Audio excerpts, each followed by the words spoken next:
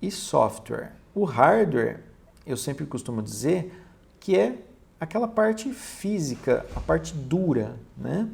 Então, é composta pelos componentes e dispositivos, como monitor, teclado, CPU, memória, né? O disco interno, né? Que é o HD. Ou seja, tudo que é físico, tudo que você pode tocar é o hardware.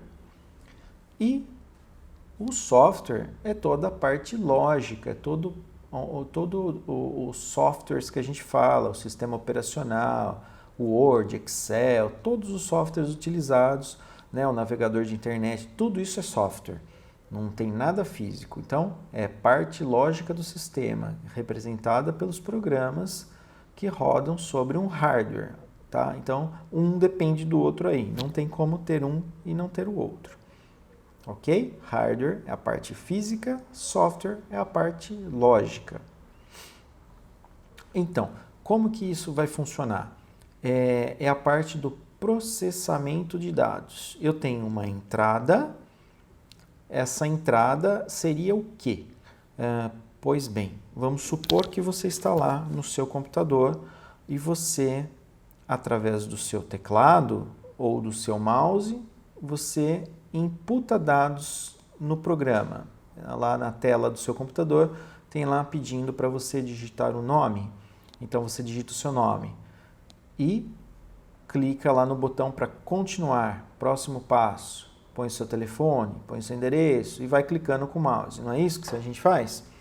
Ok, uma vez que você acabou de preencher o formulário, você vai clicar num botão, sei lá, enviar, gravar, salvar. A gente entra, eu vou passar o mouse aqui para a gente ficar fácil o entendimento. Deixa eu ver se eu consigo aqui também usar alguns recursos aqui do PowerPoint. A gente tem aqui o laser aqui. Então a gente tem aqui o processamento. Depois que eu usei o teclado, o mouse para fazer a entrada dos dados, eu tenho o processamento. O que vai acontecer no processamento?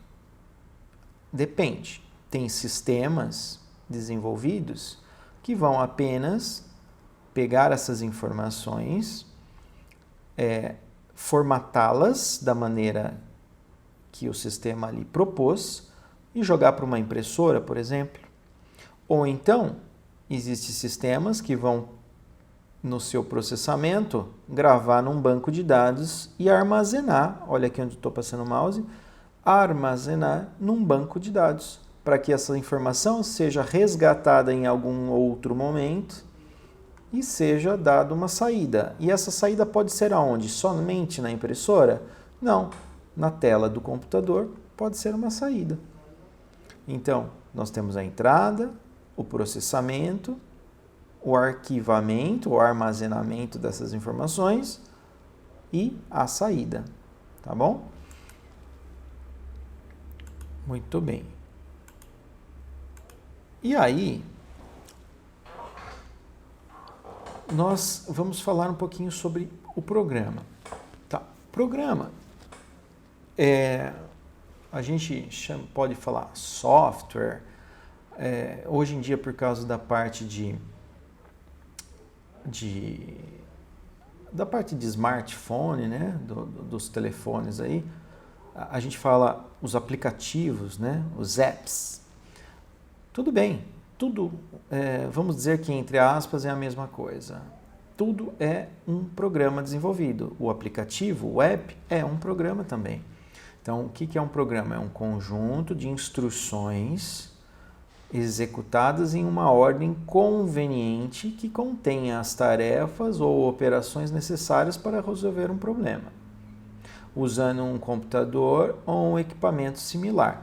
Ora, a gente pode entender então que aqui fala bem o que é a lógica de programação, não é mesmo? A lógica de programação não é a gente ter instruções, regras, que quando executadas de uma ordem conveniente, em uma ordem inteligente, vamos dizer assim, executar o quê? Tarefas, né? operações matemáticas, enfim, qualquer outra coisa, qualquer outra operação, para resolver problemas. É para isso que serve um programa. O programa não tem sentido de existir se não for para resolver problemas, não é mesmo? E aí, então, a gente entende o programa como isso. É um conjunto de instruções que são executadas de uma ordem correta.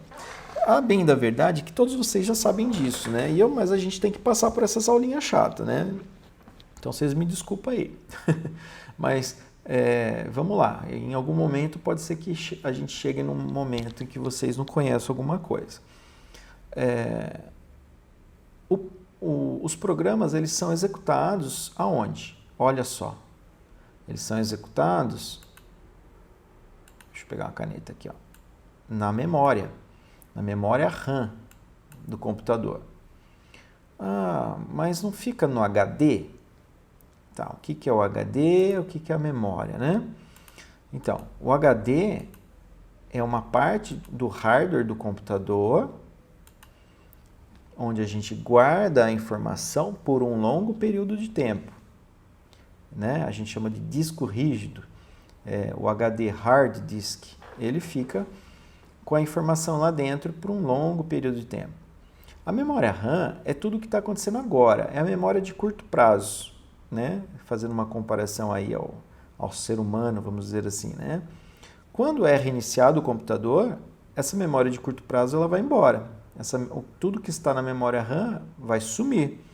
Então, se eu estou executando alguma coisa, se eu estou executando um programa e esse programa tem dados que estão ali na minha tela naquele momento, né? Ou até mesmo, imagine que você está digitando um texto do Word, desenvolvendo uma planilha de Excel ou qualquer outra coisa parecida e esse computador acaba a energia, não tinha uma bateria de no break, não é um notebook com bateria proprietária. O que acontece? Você perde o que você estava fazendo. Salvo que as versões mais atuais do sistema do Office, ele salva as últimas versões e consegue resgatar para a gente. Porém, né, contudo, entende-se que o que está na memória RAM será perdido quando o computador reiniciar. Tudo bem? Então, os programas eles são executados na memória RAM. Esse programa aqui que a gente está falando, que é um conjunto de instruções, ele é executado na memória RAM. E a memória RAM é o que eu estou dizendo.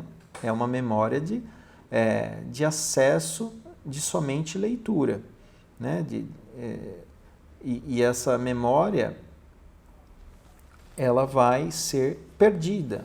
Ela é volátil. Assim que a energia acabar e eu não tiver uma bateria auxiliar, eu vou perder tudo que tinha naquele momento sendo executado, tá bom? Para que isso não aconteça, eu tenho que ter a opção de salvar. Salvar aonde? Num hard disk, num pendrive ou em qualquer outro meio, na rede de computadores, em algum meio que me faça, que guarde e que eu possa resgatar em outro momento. Linguagens de programação, né? Então a gente falou do programa, o que é um programa. Agora a gente vai falar da linguagem. Então, o que seria uma linguagem de programação? É um conjunto de regras utilizadas para criar programas de computador. Então, a gente falou dos programas de computador, que é a mesma coisa que os aplicativos, né? Que é a mesma coisa que falar que são softwares. E agora a gente está falando da linguagem, que é um conjunto de regras utilizadas para criar um programa de computador. Então, para que se tenha um programa de computador, nós precisamos de uma linguagem. Então quer dizer que existem várias linguagens, pelo que a gente está entendendo nessa frase? Sim, existem várias linguagens que a gente vai falar de algumas ali na frente. Essas regras são usadas para expressar os algoritmos de forma precisa. Sim, tudo aqui são regras, percebe? Para a gente criar um programa, precisamos de uma lógica, de uma linguagem de programação. Essas linguagens de programação têm regras, né? E essas regras elas vão expressar o que a gente chama de algoritmo. Guardem bem esse nome que a gente vai usar muito, tá? Então, elas, através da linguagem de programação, a gente vai ter como expressar os algoritmos de uma forma precisa. Os algoritmos, eles são escritos em uma linguagem de programação, conforme eu disse acima, gerando algo que chama-se código-fonte. Tá? Tem 3 níveis principais de linguagens de programação. Quais são esses 3 níveis de linguagem de programação? Nós temos a linguagem de máquina, ok? O que é a linguagem de máquina? Ela é uma linguagem compreendida pelo computador. As instruções são representadas por valores binários, 0 e 1. Essa linguagem de máquina aqui, dificilmente nós vamos usar. Vocês, para quem eu estou dando curso, certamente não usarão mesmo. Mas até mesmo para nós da área de tecnologia, somente para pessoas específicas que vão trabalhar com hardware, a gente chama de programação de baixo nível, quando você vai desenvolver um programa que necessite uma solução ali muito de baixo nível entre o hardware e o programa que está sendo desenvolvido. E aí, nesse caso, existe uma linguagem específica para isso. E essa linguagem conversa em binário, né? Porque o computador em si, ele só entende números binários. Ele nasceu dessa forma e até os dias de hoje ele é dessa forma. Ele só entende números binários, tá? Depois, na sequência, nós temos a linguagem de baixo nível, ok? A linguagem de... eu disse acima a linguagem de máquina, né? Que é a instrução de... E eu acabei falando de baixo nível, mas entende-se que seria isso ainda, né? Instrução de baixo nível, mas eles acabam chamando de linguagem de máquina. A linguagem de baixo nível é a linguagem que utiliza instruções próximas à linguagem de máquina. Por isso que eu acabei dizendo linguagem de baixo nível, tá bom? Então, são instruções próximas à linguagem de máquina, porém compreensíveis por seres humanos. É o que a gente chama de assembly. Agora, a linguagem de alto nível já é o que... não digo vocês, porque a gente vai ficar somente em algoritmos, mas a pessoa que está fazendo programação, a pessoa que está estudando ciências da computação, jogos e assim por diante, ele vai aprender a linguagem de alto nível, né? Os nossos cursos técnicos em informática, quando ele chega nas UCs 9, 10, 11, eles vão falar de linguagem de alto nível, que são instruções, né? Que são bem próximas da compreensão humana. E aí você tem quais linguagens? A gente tem linguagens que se chamam aí C, esse hashtag aqui a gente fala Sharp. Deixa eu ver se eu consigo escrever aqui, ó. Tô com o mouse, é horrível, né? Mas ó, eu acho que dá para entender, ó. Sharp. Opa, aqui é um P. S-H-A-R-P, tá? Sharp. Deixa eu apagar isso porque tá horrível minha letra. A linguagem de compilação, ela é uma linguagem que utiliza um método que você pode ter um código-fonte ou vários código-fontes. Ela é armazenada e executada quantas vezes for necessário após compilada. Não precisa recompilar toda vez que for executar. Para isso você precisa de um programa que faça essa compilação. Exemplo disso é a linguagem C. Na interpretação, nós temos aí o código aberto, né? E para ele ser executado, ele precisa ser traduzido. Eu preciso de um interpretador. O Google Chrome, por exemplo, na internet, ele abre e você carrega um site e esse site ele está aberto. Se a gente clicar lá com o botão direito em qualquer site, você vai conseguir ver o código-fonte, tá bom? E nós temos alguns softwares que constroem esses tipos de sites, esses tipos de programas de código aberto. Python, C Sharp, Java. Em especial, C Sharp, aí, marcado embaixo, e o Java, eles são softwares que podem ser construídos eles podem desenvolver programação de linguagem interpretada e linguagem compilada.